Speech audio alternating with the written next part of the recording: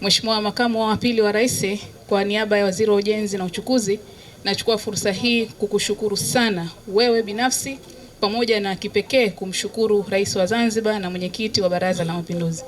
Mheshimiwa Makamu wa Pili, ziara yetu hii tulianza mkoa wa Kusini Unguja, lakini tunamaliza mkoa wa Kusini Pemba.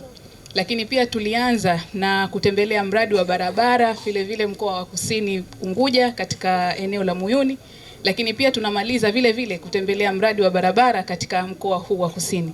Mheshimiwa, sisi kama wizara tumefanikiwa kuitembelea pamoja tukiongoza wewe miradi isiyopungua 23 tokea kuanza kwa ziara yako hadi kufikia leo. Na leo hii tu tumetembelea miradi 7. Tunakushukuru sana kwa miongozo yako yote uliotupatia kuanzia mwanzo wa ziara hii mpaka hapa tulipofika.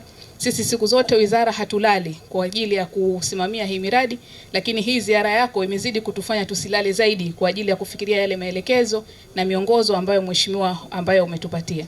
Lakini Mheshimiwa Makamu wa Pili, katika barabara hii ambayo tumeitembelea katika jimbo hili la Ziwani, jimbo hili lilikuwa lina mahitaji ya barabara karibu 7 na barabara hizo 5 tayari zimeshajengwa ambazo zipo katika hatua mbalimbali, ikiwemo barabara ile ya Birikau, barabara ya Mleteni, barabara ya Kichuani ambayo ni hii, lakini kuna barabara ya Ndagoni na kuna barabara ambayo inatoka Chake Wete ambayo ina kilomita karibu 22 na kilomita karibu 6 zimepita katika jimbo hili la Ziwani.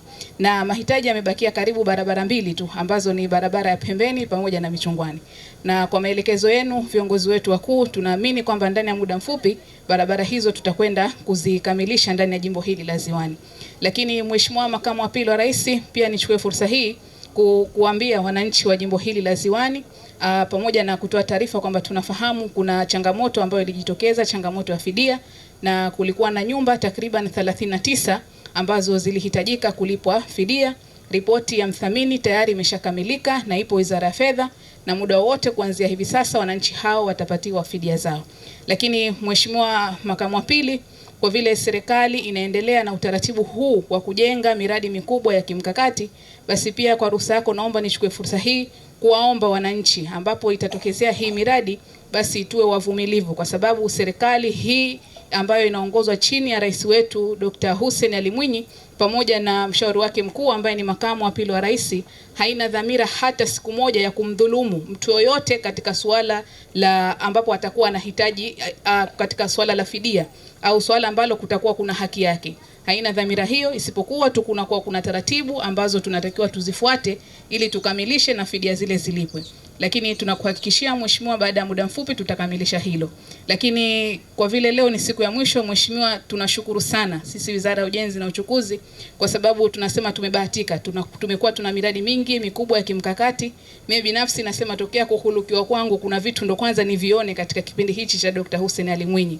Tumeshuhudia vitu vingi ambavyo vinafanywa katika sekta hii ya ujenzi lakini na uchukuzi. Tumeshuhudia flyover ya kwanza ambayo imejengwa ndani ya Zanzibar. Tumeshuhudia daraja la Uzi Ngambwa ambalo tokea Zanzibar ianzishwe ilikuwa ni kilio cha muda mrefu, lakini chini ya uongozi wa Dr. Hussein Ali Mwinyi limeendelea na ujenzi na lipo katika hatua ya mwisho. Lakini pia tuna mpango wa kujenga daraja jingine la Chwaka Charawe, ni katika vile vitu ambavyo mwenyewe anasema ni uongozi ambao unakwenda kuacha alama. Lakini pia Mheshimiwa Makamo, katika sekta pia ya uchukuzi, Mheshimiwa Rais pamoja na uongozi wako wewe na usimamizi wako tumeweza kufanya mambo makubwa na mambo mazuri katika sekta ya bandari, sekta ya viwanja vya ndege, lakini hata katika usimamizi wa usafiri na usalama barabarani.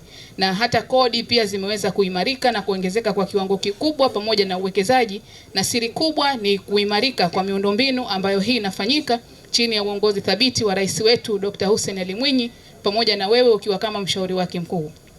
Mheshimiwa, baada ya kusema hayo machache, kwa niaba ya Waziri wa Ujenzi na Uchukuzi, nachukua fursa hii kukushukuru tena sana kwa dhati. Tunakushukuru sana kwa miongozi wako na sisi tunaahidi tutakwenda kuifanyia kazi.